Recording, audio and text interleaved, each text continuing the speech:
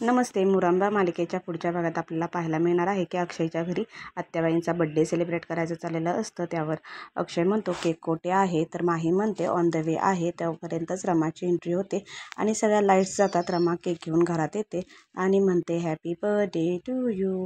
हे पाहून सगळेजणच आश्चर्याने बघू लागतात की कोणाची एंट्री झालेली आहे. तोपर्यंत आत्याबाईंचं लक्ष जातं रमाकडे आणि म्हणतात तू इथे काय करत आहे, निघून जा इथून.